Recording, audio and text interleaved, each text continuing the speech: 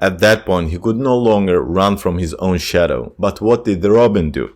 The opposite. Psychological issues should not be treated lightly. And today, I would like to talk about Robin Williams and the fact that he took his own life because of lingering childhood trauma. Let this video to be a reminder that regardless of your status, your position in society, your material wealth, you are not protected from the same struggles that every person goes through. You are what you think you are. The life is what you think it is. His hilarious jokes were adored by millions. We still enjoy movies with his brilliant characters and can't accept the fact that he is gone. But his laughter was mostly public. Behind that beloved smile lied childhood struggles and an emptiness that could never be filled. What is the tragic side of Robin Williams that he tried to hide so much? I made a video about Jim Carrey, and those two have similar stories. Tough childhood, lacking love, trying to seek validation from their parents, and covering up everything with laughter. Becoming clowns for the public so that they can escape the dreadful feeling of emptiness. I even think that it's a stereotype that clowns tend to be very sad people. And by clowns, I mean people who try to make others to laugh. Lack of love. As a child, Robin was often left alone. His parents were too busy. His mom was always on her modeling tours, and his dad had to be at work all day, as he was one of the Ford company owners in the West. So Robin spent hours on his own in a sandbox or playing with his soldier army. Robin strived for his parents' attention, so he came up with an idea. He became funny. Robin tried to make his dad and mom laugh so that they could finally appreciate him. This habit became his daily practice. For some time it was enough, but it didn't work the way Robin wanted. Their careers were always top priority for his parents. This is a huge issue in the contemporary world as technology progresses and develops in a very fast pace and people don't have any time to interact with each other, take care of themselves. The competition is global and is very steep, so we have to be updated all the freaking time. Hence digitization. Instead of talking to their children and having fun with them, parents are busy updating their social media profiles. And also every family has to have two working people. It's not like good old days where your mother stayed with you at home, nurtured you, fostered you, taught you about life. No. Both parents are working 9 to 5 and they don't have any time to deal with children's emotional needs. And that's sad because why should you have children if you don't have any time to spend on them? It becomes a kind of a box that you have to check off, that you have fulfilled your biological imperative. And whether that child becomes emotionally stable, strong, knowledgeable, a great citizen to count on, secondary. Many people also have children to fill their voids. Life becomes mundane and boring so that they get children to escape the feeling of emptiness. So he thought perhaps his school excellence would gain his parents' love.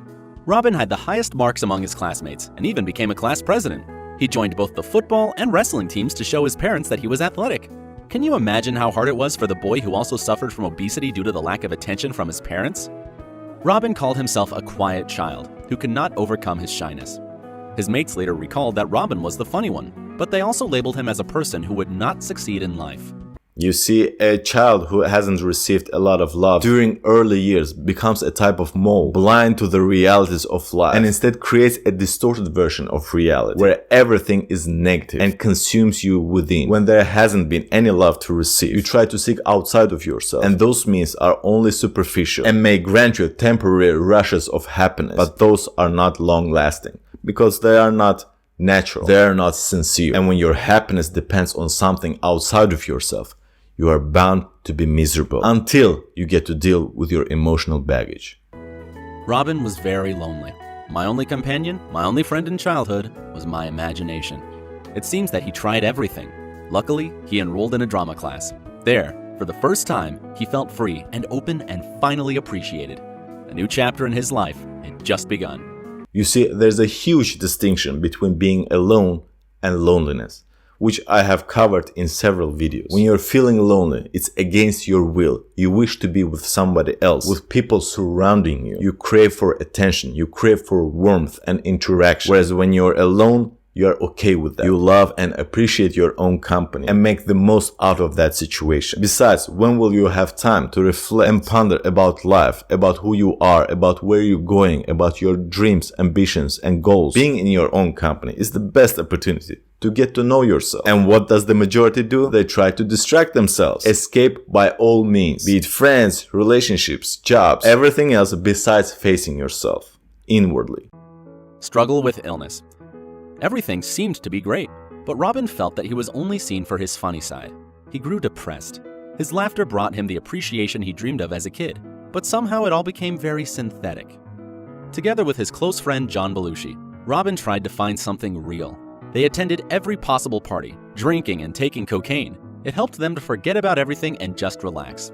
At that point, he could no longer run from his own shadow, a shadow from the past, telling him that something is wrong, signaling that he has to deal with his demons. But what did Robin do?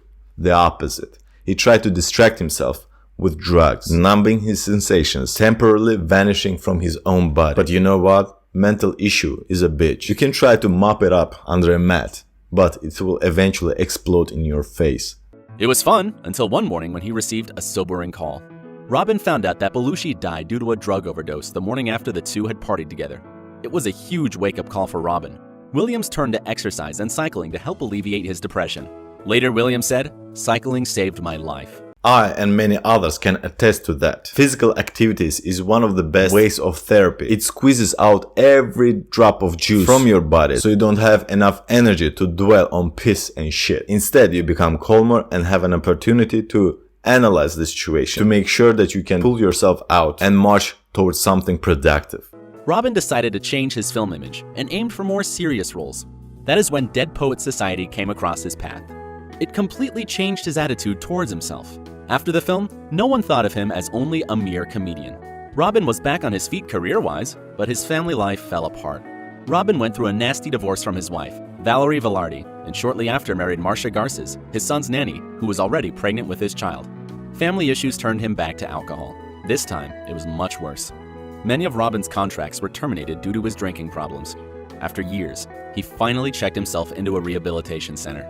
You see, this is what most people do. When life becomes tough, they resort to external temporary solutions. And most often than not, those temporary solutions are detrimental to your health. Be it food, drugs, alcohol, tobacco. Those things are great in distracting you, but at the same time they hurt you, as well as make you addictive to them. That escape feels good, so you do anything to gain that feeling back, to not think about your misery. It takes much more courage to have balls, to face your past and try to dig out the dirt, analyze it, watch it, resolve it. It sounds very simple when I say it, but it takes a lot of time. Something that has been part of you during decades cannot be resolved overnight. You have to be dedicated to your betterment. You have to be willing to express life to the fullest so that you have motivation enough to go through this hell. Though, after rehab, he failed to keep sober, which ruined his second marriage. Robin faced depression again. This time, Williams was almost 60, and his heart could not bear the load. He was hospitalized for surgery to replace his aortic valve.